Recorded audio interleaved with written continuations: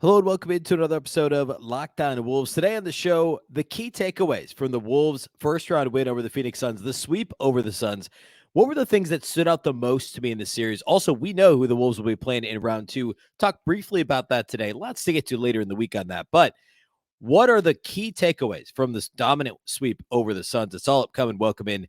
You are Locked On Wolves.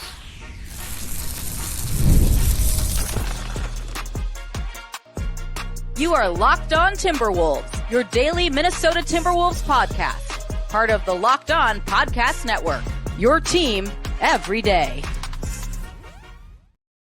Hello and welcome to the Locked On Wolves podcast, part of the Locked On Podcast Network, your team every day. My name is Ben Beecken. I'm the host of Locked On Wolves. Today's episode is brought to you by FanDuel. Make every moment more. Right now, new customers get $150 in bonus bets guaranteed. That's $150 win or lose. Visit FanDuel.com/lockedon to get started. Happy Tuesday, everybody. And it's a long week ahead with no Wolves basketball until Saturday. We do know the Wolves will play the Denver Nuggets on Saturday in Denver. We do not yet know the game time. Of course, there's still some things to sort out in terms of the 4-5 matchup in the West and much of the East. So TBD on the actual game time as of this recording. So lots of Nuggets-related stuff later in the week. I'm going to rewatch all 4 regular season games against the Nuggets, give you my thoughts on those matchups and what that tells us about this playoff series. We can take a little bit from last year's playoffs, likely do a crossover with some guys from Locked On Nuggets later in the week. So lots upcoming. I want to spend one more day going back through the Sun series and talking about the things that stood out the most. And a lot of this, of course, is relevant to what the Wolves may need to do or may need to tweak heading into the second round of the playoffs. So a lot to get to here today. A big thank you first, though, off the top for making Locked On Wolves your first listen every day. Of course, this show is free and available everywhere. That includes YouTube as well as all of your favorite audio platforms. Wherever you listen to podcasts, you can find Locked On Wolves. You can also watch on the Locked On Sports Minnesota app on both Roku and Amazon Fire TV. And you can follow on X at Locked On T Wolves and also at Beecken with 2 B's, 2 E's, CKEN. All right, so the Timberwolves swept the Suns. And the last game was the most competitive game. None of the games were particularly close. Like nothing came down to the final minute, right? Like it was all pretty well in hand by the final minute. I mean, there was garbage time in 3 of the 4 games, right? There's some takeaways, though, still coming out of this thing that some of them more surprising than others, but they're all significant. And let's start here. And to be clear, like some of this is kind of Captain Obvious when you just glance at the box score, but it's not simply. I want to give it in the context of the playoffs, like how big was the gap in some of these areas for Wolves Suns versus the rest of the NBA playoffs, and also why is it relevant moving forward for the Wolves? So the first one is rebounding, and it's not like Phoenix was the worst rebounding team in the league. They weren't. They were bottom half, but they were like, I don't know, 17th or 18th in defensive rebound percentage, depending on where you look. And, of course, they wanted to try and play small. So the Wolves absolutely had to punish the Phoenix Suns on the glass. And they did that in this series. Overall in the playoffs, through 4 games, so this was actually the only series that had gone to 5 games. Well, actually, let me say it this way. Coming into play on Monday night, so all of the teams had played 4 games through Sunday. Okay? Of all 16 playoff teams, the Timberwolves were tied for number 1 in total rebounds, which is, not a perfect way to, I don't know. I mean, I guess it is. It does work for what I'm trying to track here, what I'm trying to get across. Denver, Minnesota, and the Knicks all had 185 rebounds through 4 games. Okay. The worst team in the playoffs was the Suns at 130, only 130 rebounds in 4 games. The next worst team, Miami, had 22 more rebounds than the Phoenix Suns. Okay. Actually, I'm sorry. This does include Pelicans Thunder, which was game 4 on Monday. So this is all 16 playoff teams having played 4 games. Minnesota's tied for number 1 in total rebounds. Phoenix is dead last with a 22-point gap between 15 and 16. There's 3 teams at 185. The Wolves are 1. There's 2 other teams over 180. The Pacers at 183, the Pelicans at 182. Okay. Look at offensive rebounding, which is not something that the Timberwolves were known for at all this year. In fact, Minnesota was bottom 10, depending on where you look. They were 22nd, 23rd in offensive rebound rate this year. Not known for offensive rebounding. That was a key part of this series. Minnesota, number 2 in the NBA playoffs in offensive rebounds through 4 games. 55 offensive rebounds, bested only by the Knicks. And with a 6 rebound gap over the third best team, Phoenix was 14th, 29 rebounds, 3 rebounds over the Lakers and Heat, who are tied for last through 4 games in total offensive rebounds. This, of course, was massive in the series for a couple of reasons. One, as I mentioned already, the Suns, of course, played small with Kevin Durant playing a lot at center. Yusuf Nurkic in some foul trouble, but also just not all that effective. And Drew Eubanks not really effective for them either in the 3 games in which he was in the rotation, and also a little bit undersized. The Suns as a team were quite undersized, of course. But also, the Timberwolves missed a number of, like, the 3-point shooting was spotty. It ended up kind of league average-ish in terms of, I think they were a little over, actually not, I think it's right in front of me, 36.6% outside the arc, which is middle of the pack among playoff teams, right around league average in terms of regular season team 3-point shooting. But there were some stretches where they were cold. And we're going to talk a little more about shooting here in a minute.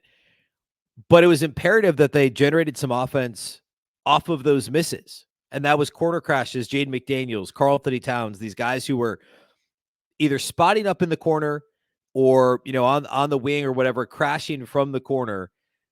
And of course, the one I talked about quite a bit on Monday's show is the Karl-Anthony Towns third quarter one where he crashed from the corner, didn't try and go back up and do something silly, instead shoveled a little pass to Ant in the right corner. Ant canned the shot that got him going. That led to what everybody in the NBA world was talking about on Sunday night, Monday morning. Was that corner crash from Cat getting the ball to Ant in that situation for a spot up 3 off an offensive rebound? Because what are offensive rebounds often generating? They're either putbacks at the rim or open 3-pointers on kickouts, right? Those are high quality shot opportunities. The Timberwolves were so bad in transition defense last year that the Wolves this year had a completely different philosophy. They did not have a focus on crashing the glass, and they didn't really last year either. And that's partly what made it so frustrating, is they were bad in both areas last season. But this year, the transition defense was much better for most of the season. And the offensive rebounding was spotty because it just wasn't a big part of their game. It was really kind of Gobert tip-ins. We didn't see consistent corner crashes, consistent effort on the offensive glass until the playoffs. And I'm not necessarily knocking the players. I think sometimes it is want to. That's a huge part of rebounding, right? But it just wasn't part of the game plan. And the coaching staff wasn't going to force it because it was so much more important to get back and get set to try and force the opposing offense to play against the set defense, because the Wolves had the best half-court defense in the league by a mile. So it was calculated. Just like in this series, it was calculated. And I forget where this quote came from, forgive me, but it was like after the first game, maybe it was after the second game when Jaden had 25, there was a conversation. I think it was Jaden that said it. It might have been Finch, but they were talking about how they practiced this with Jaden McDaniels. It told him, hey, man, you're going to get significant offense. You're going to generate your own offense, your own opportunities, your own touches in the half court by simply crashing the glass and getting some easy buckets. And he had the 25-point game in game 2. Besides that, he ended up with pretty good scoring output in game 4. But how many of those buckets were that? They were offensive rebounds, either his own misses or someone else's, and putbacks. That was a huge part of what Minnesota did in this series. And we knew it was going to be important, but you still have to, it's the whole, you still got to play the teams in front of you, right? Like the Twins are on an 8-game winning streak against bad teams, but what do? They're in front of you, right? Yeah, you're supposed to out-rebound this team. So everyone, of course, is like, well, of course, they were small, right? Like that's basically what Charles Barkley said on TNT. Well, what happened? If you don't out-rebound them, then everybody, first of all, you lose. Second of all, people are like, well, you need to out-rebound them. They're tiny, right? You got to play who's in front of you. And the Timberwolves checked every box is the phrase that I think, I keep hearing nationally about the Wolves, just from a litmus test for the team as a whole. But in terms of this matchup, they did exactly what they needed to do. And rebounding was a huge part of it. I want to talk more about shooting, a little bit about Rudy, and then also free throw shooting We'll do all of that here next.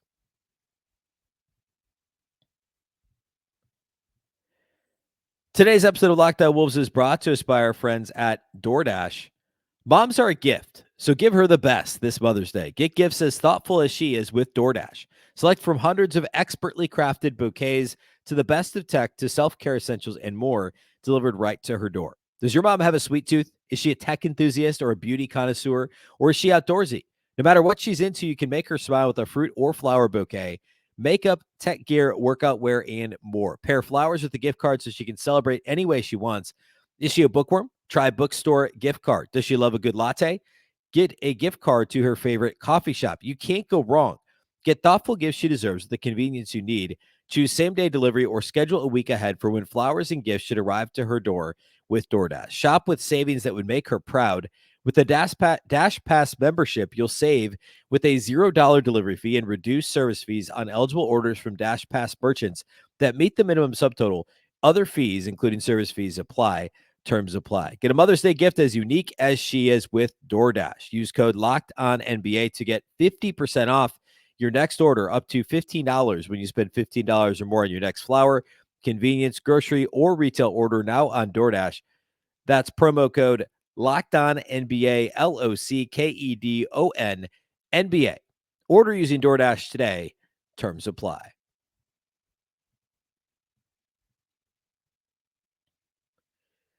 Do you watch Fox Sports or ESPN on your TV all day? If you do, no doubt you're turning down the volume because of all the shouting. Instead, make the switch to Locked On Sports Today, a free 24/7 sports streaming channel program for you every day to bring you the biggest stories without all the screaming. Locked On Sports Today brings you can't-miss analysis, opinions, and news, streaming 24/7 on YouTube or the free Amazon Fire TV channels app. Part of the Locked On Podcast Network, your team every day. All right. We talked rebounding. Let's talk shooting now. So this is a weird one. I mentioned earlier that Timberwolves are really middle of the pack in terms of playoff three-point shooting. Through game fours, the Timberwolves were 36.6% outside the arc. They were clustered. There were 4 teams that were shooting between 36 and 37%. Expand that a little bit further. 6 teams shooting between 36 and 38%. At 38.1% is Boston. So you want to go to 7, and you're nearing half the teams in the league are shooting in that 36 to 38 range. Half the teams in the playoffs, I should say. And at moments, it felt like they couldn't miss. I mean, I saw people on Twitter like, hey, is this Wolves team ever miss corner threes? Well, yeah, to start the game in game 4, they missed a ton of threes, open threes. Then there were stretches like it was both, right? There were stretches where it was like they couldn't hit the broadside of the barn, and then stretches where it was like they couldn't miss. And wouldn't you know, it ends up being right around league average. But the interesting split with this is the team's stars were unstoppable on three-point attempts, and the role players ended up with subpar percentages. Now, part of that is volume, right? Because the way that the Suns were defending the Wolves meant there was going to be more volume from role players. So, for instance, Nickeil Alexander-Walker was second on the team in three-point attempts in this series, 28 shots from outside the arc, and he was just 32.1%. But he had that monster game 1, and of course was valuable actually off the dribble offensively.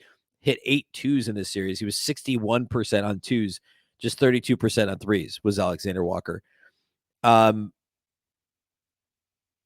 I mean, like, the big game 1 performance was where a lot of those three-pointers came from. Cat was actually only 4th on the team in attempts in the series, part of that due to the foul trouble and just being a little bit limited there. But percentage-wise, Karl-Anthony Towns, I mean, he finished, 9 of 17, so over 50%, 53% from outside the arc. A pretty modest sample for 4 games. Ant, on the other hand, 14 of 32, 43.8% outside the arc. So Cat's 53%. Ant is 44%. Mike Conley is right around league average and below where he did for the season, so 36%, 8 of 22 shooting. Everyone else was bad from outside the arc. Alexander Walker, 9 of 28, 32%. Naz Reid, 5 of 16. That's just 31.3%. 5 of 16 for Naz. And Jaden McDaniels, just 3 of 11.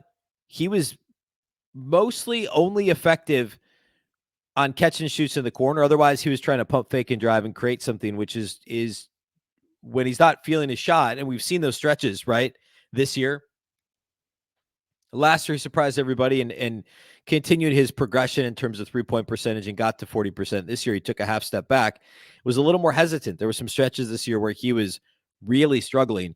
In this series, he only attempted 11 threes, 3 of 11, which is 27%. Monte Morris was 0 of 5. He was the only other rotation guy, non-garbage time, three-point attempts. So Monte Morris 0 for 5, McDaniels 3 of 11, Reed 5 of 16, and Alexander Walker 9 of 28. But the stars, Edwards, Towns, and then Conley as the third fiddle in this case, were fantastic from outside the arc. Just a really weird split there. And I, generally speaking, you would assume that the shots attempted by the role players would be higher quality in terms of they're shooting it because they're wide open and teams are loading up on Ant and to a lesser extent Cat. But the percentages don't bear that out. So the Timberwolves 3-point shooting in this series was, now again, I go back to volume, right? And we could do this, play this game here as well as we did with rebounding. The Wolves actually were only 7th in quantity of 3-point attempts through 4 games in the playoffs, tied for 7th with Dallas and Denver through 4 games. And it's close. Like OKC attempted 3 more total threes over 4 games, and they're 4th. But Phoenix, dead last, 104 3-point attempts. Like more than teams like the Magic who can't make a 3-pointer, or Cavs, same thing. The Cavs shot 26% on threes in their series, 32 for 120 through 4 games of that series. The Suns only attempted 104 threes, 8 less threes than the next less frequent 3-point shooting team. And there's another gap of 8 before you get to number 14. So by far the least amount of threes attempted. The Wolves right in the thick of things in terms of volume of threes attempted. But that gap between the Wolves and the Suns was big enough to absolutely influence what was going on in this series. Another thing I want to talk about is let's talk about free throw shooting. That was another big thing in this series.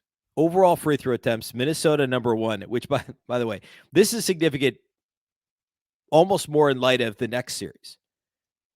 Phoenix drew more fouls than any other team in the league. And I did, I talked about that a lot before the series. I was worried that the Wolves' old habits would die very hard in this series. And that was true to an extent.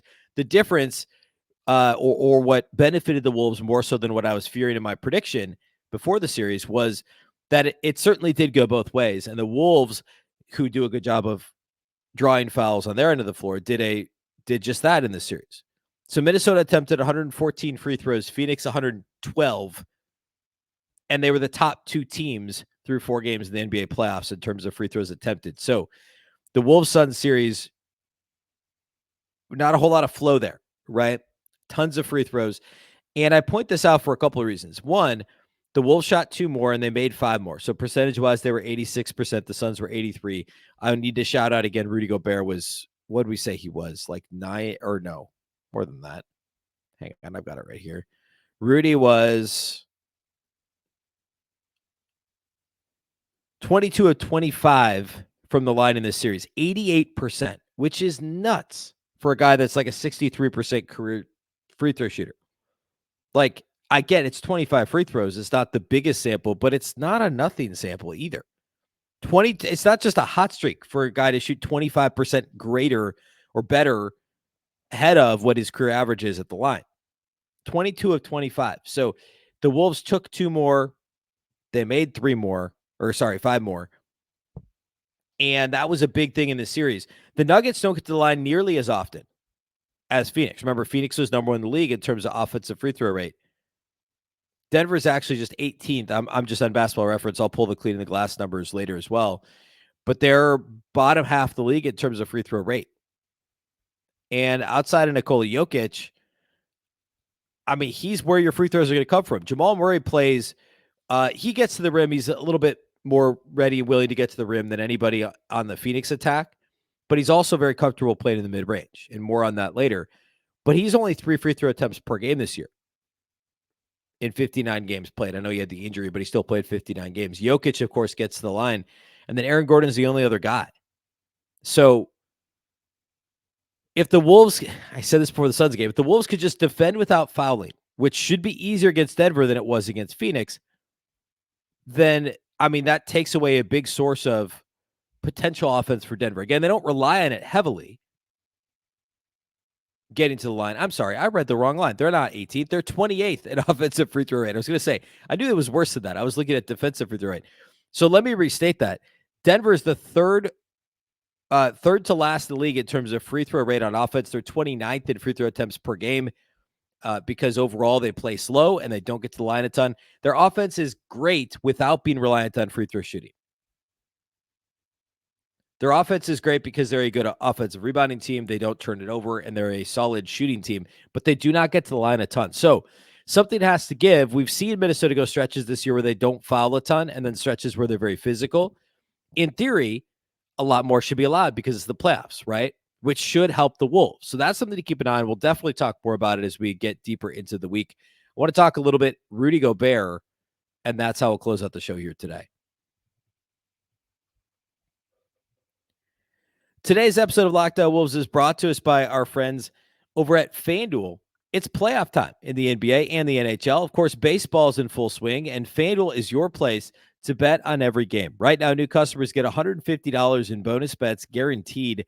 That's $150, win or lose. And it's a great time of year, of course. The odds for the Wolves-Nuggets series, I'm gonna pull them up here right now. Of course, Denver is going to be favored in that series, being that they are the defending champions, and will be relatively healthy. I know Murray's banged up, etc. But let's see here. West playoff series, Denver opens at minus 225. The Wolves are plus 184 to win the series against Denver. That's about what I would have expected. I expect the Wolves to be underdogs, right? But now's not a bad time to get in on that. It might be futures for them to go to the finals or to win the finals. I mean, if whoever wins this series is very likely going to be a betting favorite because there's an assumption because so much of the West is better than the East, like head-to-head against the Celtics. The Wolves actually, 2 overtime games, 1-1 lost one against Boston. I'm getting way ahead of myself, but those are fun features to check out at FanDuel as well. You can bet on everything from slap shots to home runs to slam dunks, all on an app that's safe, secure, and easy to use. What are you waiting for? Visit FanDuel.com/lockedon and make your first bet an automatic win. FanDuel, America's #1 sports book. Real quick before we get to Rudy, I should mention the NBA Coach of the Year voting, which of course was announced Sunday, just hours before Chris Finch suffered a what Shams Charania reported as a ruptured patella tendon in his knee. And of course, much to come on how he is or isn't able to coach moving forward. It seems like he'll be involved, I would imagine, but what's the setup look like? We're not sure. The voting for NBA Coach of the Year surprised me a little bit. And I thought Mark Daigneault would win. He was the heavy favorite. I'm okay with him winning. I think it makes sense that he wins. And he got 89 first-place votes. Like, it wasn't close. I was pretty shocked that Jamal Mosley was a comfortable number 2 on that list. Chris Finch he only got 1 first-place vote. There were 4 coaches that got more first-place votes than Chris Finch. Daigneault, of course. Joe Mazzulla got 2, and Tom Thibodeau got 2. Jamal Mosley got 4. Chris Finch only got 1 vote for first place in Coach of the Year. He had 23 second-place votes. Jamal Mosley had 36. So he was second in second-place votes. And he had the most third-place votes, 31 third-place votes to Jamal Mosley's 30. So that puts him in third place overall. But overall, with the point system, 3 points for a second-place vote, 1 for a third-place vote, Chris Finch was a distant third, some 53 points behind Jamal Mosley. I was genuinely surprised by that. And Orlando had a nice season, still having a nice season. I get it. I don't get it over Chris Finch. I mean, a year ago, not even a year ago, 6 months ago, people were absolutely lampooning the Timberwolves and just assuming that this wasn't going to work. Former players, media in general. And Chris Finch made the 2 big, the multiple big, sometimes the 3 center thing work. So I don't want to get on too much of a tangent here. And who cares ultimately, second or third in coach of the year voting? I was just surprised the gap was that big. I mean, the gap was only 53 points between Mosley and Finch, second to third, or I shouldn't say only 53 points. Finch only had a 26-point lead on Missoula for third, and only a 46-point lead on Tom Thibodeau, who finished in fifth in coach of the year voting. So I was a bit surprised by that. I was a bit surprised that Chris Finch did not finish in second in coach of the year voting, but it is what it is. All right. Rudy, thoughts? I was very impressed with how Rudy Gobert played. And one of my fears going into the Suns series was Rudy's ability to, or I should say the Suns' ability to just kill it from the mid-range with one of the best mid-range jump shooters ever in Kevin Durant, one of the best of this era of players in Devin Booker, and Bradley Beal doing what he does, which wasn't what anybody expected of him in this series. But in theory, doing what he does. The Wolves, this is much documented. I spent a ton of time on it, but the Wolves give up a lot of mid-range jumpers by design, right? They're the most inefficient shots on the floor, and the Suns shoot a lot of them, but they're so good at it that they make it relatively efficient, relative to any random guy shooting a mid-range jumper, right? So I had concern there. But the Timberwolves, first of all, they switched their coverages up a bunch, but their base defense is that drop coverage with Rudy Gobert, and it's what the Jazz only ran drop coverage with Rudy Gobert. And we've seen Rudy be able to do some other stuff, and that's been a key part of the Wolves defense this year and in this series. But his drops were just so perfect in this series. He didn't get too low. And for those, like if you watch Karl-Anthony Towns pre-Rudy, like under Ryan Saunders, and even prior to that, if the Wolves ran any sort of drop, the feel was not there. He would drop too far. Guys like Kyrie Irving, D'Angelo Russell, all the above would have field days shooting from the elbows all night long, or he wouldn't drop far enough. He'd get his hand in the cookie jar. He'd get called for fouls at, bad places on the floor per usual for Karl-Anthony Towns. And to Cat's credit, he's improved greatly in this, but Rudy is such a master at it. And because he's so long and has such good feel, like Devin Booker obviously went crazy in game 4, a ton of it at the free throw line, like almost half his points coming at the free throw line. I think he had 21 free throws made and he scored 49 points. Devin Booker was petrified of trying to get a shot off over Rudy Gobert. Rudy's drops were completely perfect, and the Suns Durant struggled to get shots off. Now, getting Rudy in space was one of the strategies for the Suns, and it worked okay for them. I would imagine the points per possession of Rudy in isolation defense on somebody, it probably was, north of 1-2, 1-4. Like, it was generally profitable for the Suns, but Rudy held his own at times, and it certainly is a last resort for Minnesota. It's not feasible for the Suns to hunt it all the time. So I thought that was fine. Like, that was part of what the Wolves were doing, was they mixed in switches. They mixed in a little bit of zone, not a whole lot. But I thought overall, the Timberwolves did a really good job of taking advantage of Rudy Gobert's flexibility and versatility, and taking advantage of the Suns' desperation and mixing coverages to try and mess the Suns up. And Rudy was very impressive in the series. And we're not talking about it a ton because of Ant's game 4, rightfully so. Cat had a great game 4. Rudy was in foul trouble. But and not strictly in this game, in the series overall, Rudy's versatility defensively and his willingness to play in a drop, to play switching concepts, to play at the level, to play in his zone, to do all of the above and do it all extremely well as the league's best overall all-around defender is huge. Absolutely huge. And rebounding the basketball, we already talked about the rebounding difference. Rudy was big when it comes to that too, but his defensive versatility is so impressive. There's a lot more to come on that, as we get closer to Wolves Nuggets. All right. I'll leave you where we started. We know Wolves Nuggets will be Saturday. We do not know the time. We will have plenty to say later in the week. Shows Wednesday, Thursday, Friday. Possibly a crossover episode mixed in there with Locked On Nuggets, but I certainly will be doing some film study, some digging into the cleaning the glass numbers like we did prior to the Suns series, and telling you about which areas of the matchup. Of course, Wolves and Nuggets know each other well. They played 4 times this year. The Wolves had only played the Suns 3 times. Of course, they played in the playoffs last year. They're in the same division. So there's, go back to game 82 in the Jimmy Butler year, when the Wolves knocked out Jokic and the Nuggets, young Jokic and the Nuggets, to claim the 8th spot and ultimately lose in 5 to the Rockets that year in the playoffs, 2018, I believe. History, long history of Wolves Nuggets. Obviously, the Tim Conley thing, players that have gone back and forth, Ryan Saunders, David Adelman, right? There's a ton of intrigue here. There's a ton of different threads to pull on. We're going to get into the numbers. We're going to get into the film. All that stuff is going to be this week. Lots to come as we preview this matchup. It's going to be a ton of fun. The Wolves have a legit shot to win it, as I did last time. I'm not going to make a prediction until Friday, but I mean, the Wolves have a shot. They have a real shot to beat the Nuggets in this series. All right. That's all we have for you today here on the show. A big thank you for making Locked On Wolves your first listen every day. Of course, this show is free and available everywhere. That includes YouTube as well as all of your favorite audio platforms. Wherever you listen to podcasts, you can find Locked On Wolves. You can also watch on the Locked On Sports Minnesota app on both Roku and Amazon Fire TV. And you can follow on X at Locked On T-Wolves and also at Beecken with 2 B's, 2 E's, C-K-E-N. Of course, the Locked On Wolves podcast is part of the Locked On Podcast Network. Remember, the Locked On Network is your local experts on all the biggest stories.